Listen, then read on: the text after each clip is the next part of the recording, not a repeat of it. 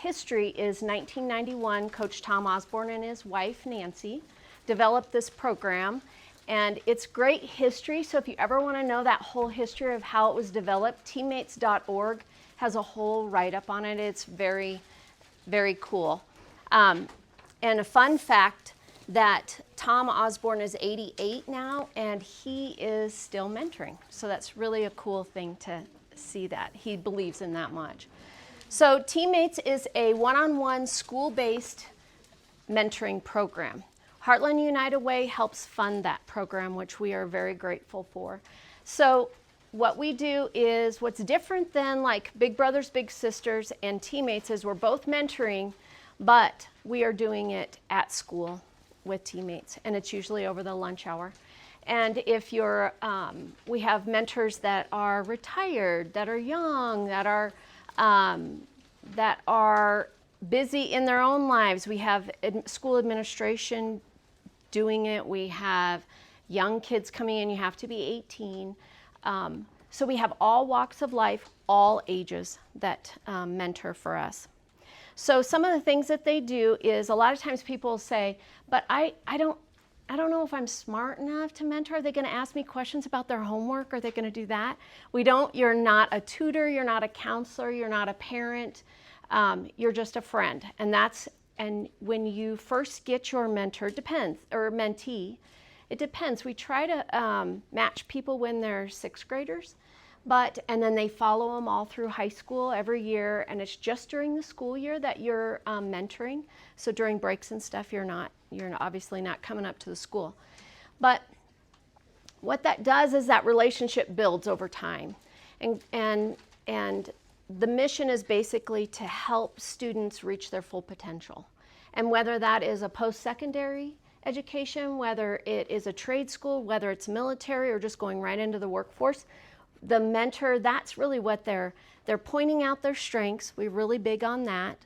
And that's all you are, just being a friend and saying, just the littlest thing, like, your handwriting is so good. Just things like that you don't realize really lands in their brain, and they remember those things. So we have kids that, and it's usually 30 to 45 minutes.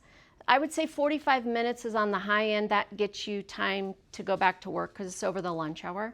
So sometimes the lunch hours are from 11 to 11:20, and then, or some are a little bit later or a little earlier. But it's basically 45 minutes total when you're looking at your lunch hour. State employees are able to do it during work time, which is awesome. So if you know of anybody that would be interested that way, just getting connected and getting out in the community type volunteering. It's really steered. What that mentorship looks like is basically about what the student wants to do.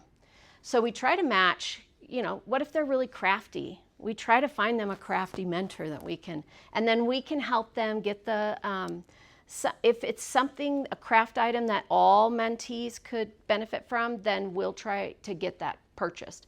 There's a lot of mentors that maybe decorating cookies and all that kind of thing. They bring the stuff and then they decorate the cookies and all that fun stuff. They read books, not together, but maybe at home, and then they come back and talk about it. Tons of Uno, tons of chess. We have an ongoing chess board that kind of goes with some of the kids. Shooting baskets, throwing the football. We had a little 5th grader last year that was struggling a little bit, because they get into the mentoring program by the school counselor, teacher, parent, and then kids nominate themselves.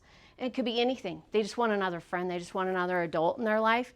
And then it could be the teacher recognizes they make friends, but they can't keep friends, the skills that they needed. So maybe connecting them with a mentor that kind of helped them through those friendship kind of skills and that type of thing. But this kid was kind of getting bullied a little bit. And his mentor, he asked the mentor to go out and kick the soccer ball around with him during recess. So it was right after lunch, and we got it approved. Yeah, you can go out and, Well, all the kids were like, well, I want someone to come play soccer with me. And then from that point on, then the mentor would stay for a little bit during a recess and kick the ball around. It was just very cool to see that kid kind of flourish and, look what I have this mentor. So just We also focus on, that post-secondary. If someone wants to go on further, we help them do that by, if you're in the TeamMates program for at least 3 years, the student, they're eligible for scholarships, and lots of scholarships.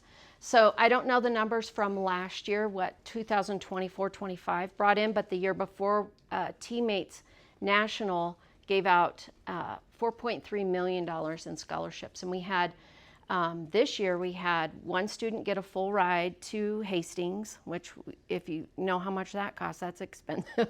And then we had two or three others that got big scholarships down in Omaha, one in Lincoln. So we really help them try to navigate all of those. So that's huge.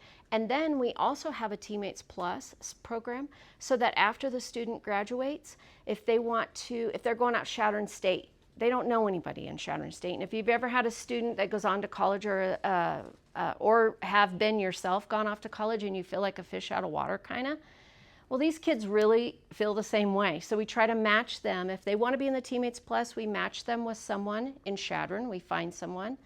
And then that way they can continue, and they still are eligible for more scholarships that way throughout their college years. Or they can keep their own mentor that they had all through middle school to high school, and then they meet up, email, FaceTime, when they're back from break, that type of thing.